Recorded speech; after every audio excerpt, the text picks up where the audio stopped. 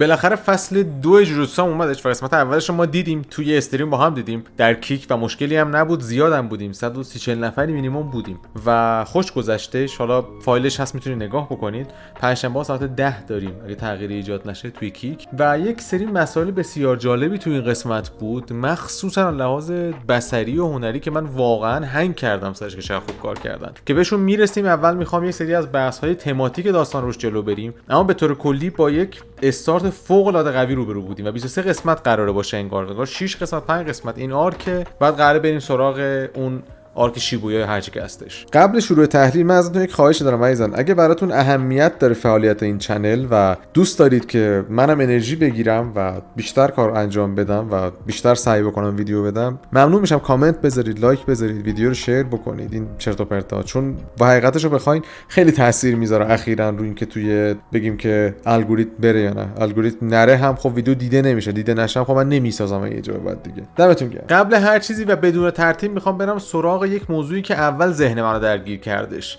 و بگیم که اون جدال ایدئولوژی گتو با گوجو هستش. برام خیلی جالب بود که گتو اینجا کسیه که فاز آدم خوب و قهرمان داره هستش و اونور گوجو کسیه که کلا یه فاز دیگه ای داره، یه جریان دیگه ای رو توش داره موج میزنه و میگه که اصلا این کارهای ضعیفاست، ما چرا باید بقیه ضعیفا رو گردن بگیریم؟ فکر نمی‌کنی گوجو این حرفو بزنه؟ برام خیلی جالب بود. مشخص بودش که صرفا آدم حالا هیرو صرفا نیستش، اما این دیگه برام خیلی عجیب بود و غریب بوده که همین چیزی که دیدم و برام جالبه که چه اتفاقی میفته که جای این دوتا عوض میشه. یه موضوعی هم که ما داریم، من گتو رو هر چی نگاه میکنم اینجاهاش و جوجوتسو زیرو رو با وضعیتی که توی فصل 1 داره، زمان حال داره، خیلی ساده بهتون بگم درک نمی‌کنم چه اتفاقی افتاده. یه سری بخیه هم رو سرشه، یادت فرانکشتاین اینا منو میندازه و تو جوجوتسو زیرو تقریبا کنسل شده بود. این واسه هم جالب، انگار همون فرد نیست، یعنی اصلا کاراکتر پردازی و هیچی شبیه اون که اینجاها نشون میده تو گذشته‌اش نیست. اینو من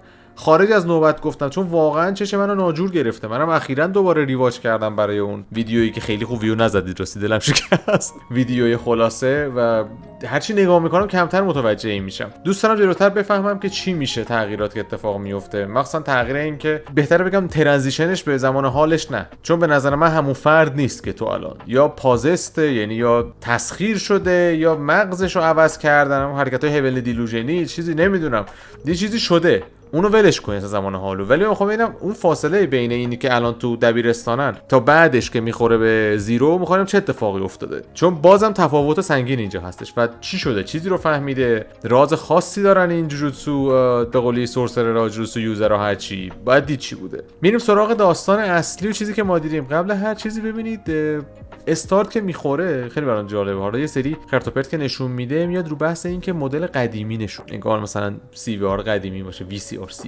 سی آر قدیمی باشه و میگه که آقا نمیدونم یارو خودکشی کرد و فلان شد و بهمان و اینا. اینجا اشاراتی باید بکنم بهتون که بچا 9 دقیقه 8 و نیم دقیقه 9 دقیقه اول انیمه کلا اصلا تو مانگا نیست، یا بهتر بهتون میگم 2 تا پنل استارتش رو صفحه براتون میذارم. اینا پنل استارت چپترن. من بعد از اینکه قسمت رو دیدم رفتم چک کردم، 2 چپتر دقیقاً ادابت شده. اینا متریال اوریجینال اضافه کردن. حالا فوق العاده کار خوشگلی انجام دادن، فوق العاده خوشگل در آوردن. کارگردانم خب دیگه کارگردان قوی. آقای شوتا گوشوزونو که میگفتن انگار گوشو سینما میگفتن، یه اصطلاحی واسه این داشتن، دقیقاً اسمش یادم نیست. این بنده خدا یک کارگردان تقریباً که نه خیلی میشه گفتش تازه نفسه. تو چینسامن اپیزود 8 رو دیدیم کار کرده، توی اوساما رنکینگ هم بوده، ولی خب خوش درخشانش تو همون اپیزودی بودش که ما میدیدیم که به قولی دوستی بعد از بالا آوردنه، البته دوستی دنجی و هیمنوی عزیزمون اونجا تثبیت میشدش، اونجا بودش و کارگردان خیلی قوی هست. زاویه هایی که میبینید ازش، پرسپکتیوی که پیاده میکنه و ببینید علنا ما یک فردی رو داریم که به نظر من هر چی که میخونده خب سینماتوگرافی میخونده، طبیعتاً پرسپکتیوش رو خیلی خوب بلده و خیلی باهاش بازی میکنه، یعنی خشک نیست اصلا و به طرز عجیبی خوب اجرا شده. خیلی اثرها صرفا خوبه ولی خشکن. مثلا بلیچ این مشکل رو فصل قبلش داشت، لحاظ کار تکنیکی کارگردانی خوب بود ولی خشک بود.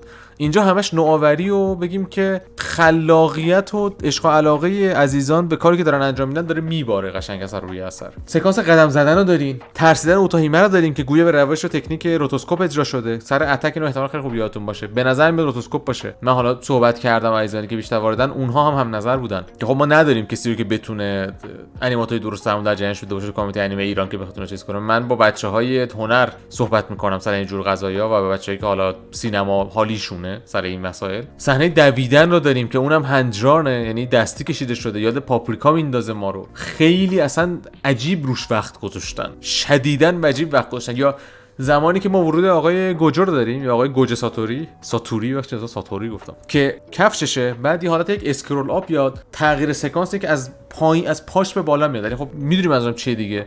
یه ورود خیلی خفنی براش درست کردن. یه تغییرات آرت استایل واقعا روش میشینه و تغییرات آرت استایل تو خود مانگا هستش.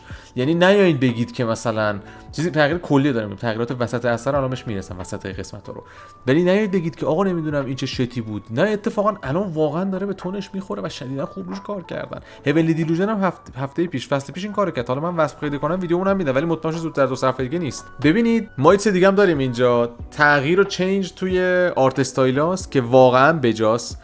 برعکس کیمتسو که افتضاح کار میکردن، مثلا کله هاشون گرد میشد. مثلا میگم اونجا که در راه میرن خودشون اضافه کردن، تو مانگا نیستش. گتو داره پایین پله میاد بالا، آقا گوجه‌مون بالاست، یه حالت کامیکتوری بگیم دارن، حالت فانتزی حالت طنز دارن. ولی این دفعه طنز 2 نقطه مثل کیمتسو نیست. و قسمت خنده‌دارم اینجاست، وقتی نگاه میکنید ترانزیشن گوجو رو حتی دارید. یعنی گوجو رو همون حالت همه نرمالن، رو صفحه براتون میذارم، حالت همون کامیکش مونده، حالت طنزش از اون حالت در میاد. یعنی همون دست تبر فقط فوش نیستش، قشنگ در میاد از اون حالت. خیلی روش وقت گذاشتن، یعنی خیلی دیتیلای ریزه که من اصلا دفعه اول که دیدم رو نفهمیدم. چند بار 2 بار دیگه بعدش نگاه کردم، یه بار واسه داستانی، یه بارم واسه کار گرافیکی انجام دادم و پشمام ریخته بودش.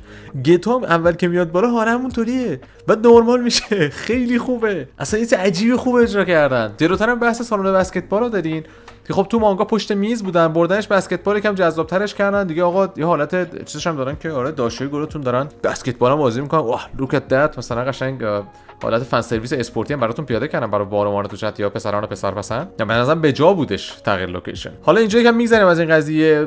مسئله تنگن ساما اینجا اشاره میشه. تنگن تا جایی که من یادمه، اگه اشتباه نکنم، چون من اوتاهیمرم اول مثل آدمیزاد واقعا یادم نبود، خیلی فاقد اهمیت حسابش کردم کلا. حتی اگه دقت کرده باشین توی خلاصه‌اش اشاره نکردم، با اینکه میدونم خیلیاتون ندیدین. تنگن ساما اون کسیه که براشون سپر بریه هر آتاشخال بهمون میذاشتش و الان بدن دختره رو میخواد که تبدیل نشه به یک چیز موجود فرا انسانی، تبدیل نشه. موجود فرا انسانی یکم داره منو به سمت عجیب غریبی میبره. یعنی چی موجود فرا انسانی؟ نکنه مثلا یه حقیقت دارکی هست که همه اینا تبدیل به کرس میشن یا همین خرت و پرتی بخواد باشه. یعنی فکر کنم زیاد این ویچ فرام مرکری و چیز دارن منو پاره میکنن، اصلا همین که مغزم تحت تاثیر قرار گرفته. و این مثال خیلی خفن داشتیم که من باید متوجه شده باشید. بحث متال گریمون و کورومون بودش. یادتونه چیه دیگه؟ این مال دیجیمونه. من تو ریاکت آخر که فهمیدم میتونم که به کجا فهمید چه مثالش هم درسته دیگه. باید نذارن که خیلی اِوولوشن پیدا بکنه. یعنی واقعا طنز به جا بودش و یه هاهای مسخراتی روش نشته بودن که جورش کنن به زور. دوباره یه قسمت خیلی جالبی داریم که راه رفتنشون باشه، که راه رفتنم اونم یه صفحه پنل بود که خودشون اونطوری انیمیت کردن و ببینید از لحاظ تماتیک و موضوعیت خیلی به نظر من بجاست. چرا؟ چون داره یه حالت بیخیالی و کرفری بودن افراد نشون میده این دوتا رو، چون واقعا به یه ورشم نبودش. اینطوری که اگه دختر بمیره ما رو پاره میکنن دیگه، خیلی مفاجئ شده. خوب اجرا شده بود و جالبم اینجا بود که مثلا گوجو اون چیزه بود، گتا حالت اون داش شلوار کردیمون که انگار مثلا این دلینکوئنتای توی دبیرستان قدیمی مثلا سال 1970 مثلا با 1990 ژاپن بودن شده بوده. باز تفاوت اینجا داریم که گتو میره بالا انفجار اتفاق میفته، ولی تو مانگا همون پایینن جفتشون، دارن نگاه میکنن بالای انفجار اتفاق افتاد و تفاوتات جذاب‌ترش کرده و یه سکانس خیلی خوشگلی بازم لحاظ گرافیکی در آوردن. یعنی کار انیمیشنیش خیلی خفنه، کار انیماتوریش خیلی خفنه و من واقعا موندم که چطوری اینو انقدر این میزان از دیتیل توجه کردن به دیتیل ها اینها واسه من خیلی جذابه. حقیقتشو بخوایم خیلی جذاب. یکم جلوتر ما میبینیم که آقای فوشیگورو میاد که میگه من زنین بودم، الان اسمم با اسم فوشیگورو هم اسم زنمو گرفتم فلان. بابای مگومیه دیگه، قیافم شبیه چشام همونه.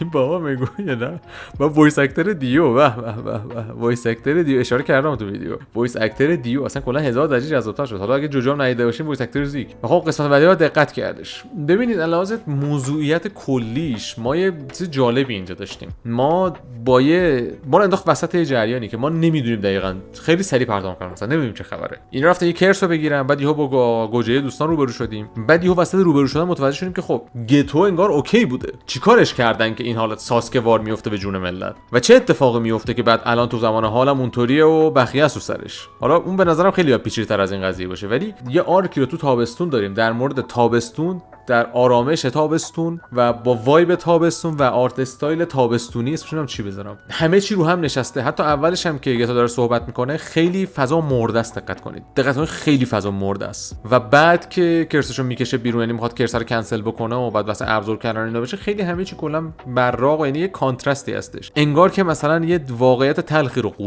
قورت داده. انگار که یه واقعیت زیاد لول اینو بازی کردن، شما اولت هی میخوای بگی نشه میشه. انگار که مثلا یه کانتراستی بین یه دنیای سیاه و تیره گتو باشه و دنیای رنگی رنگی گوجه. حالا نه رنگی رنگی، ولی خب میدونیم که اون رنگ چشای گوجه انگار مثلا تم اصلیه، یا دیدیم که رنگ منتخب این قسمت و رنگ منتخب قسمت زیادی از جوجوتسوه. یه همچین حالتی لازم هنری بهم میده، کارگردانی هنری، و مطمئنم که روش فکر شده با توجه به دیتیلایی که ما تا اینجا دیدیم. در مورد اوپنینگ میخوام صحبت بکنم. بحثای موضوعیش بچا قسمت اول بود، جلوتر بیشتر احتمالاً بشه. اگه دیدم که نیازی نداره هر دو به قولی قسمت یه دونه تحلیل میدم، ببینم چطور استقبال میکنید. بهتون گفتم مهنتی سرتون نیست، ولی مهنتی سر منم نیستش. اگه استقبال کم بکنید من خب یکم فیتیلر میکشم پایین، چون 600 خورده ایده ویدیو که الان آماده ضبطم موندن و نزدیک 20 خورده 30 تا که ضبط کردم و هنوز ادیت نکردم. در مورد اوپنینگ میخوام صحبت بکنم. اندینگ قشنگی بودش و از اون گله خوشگل هم توش داشتش. حالا به کنار، اوپنینگ فوق العاده خوبی بود و در ادامه صحبتی که الان انجام دادم همون حس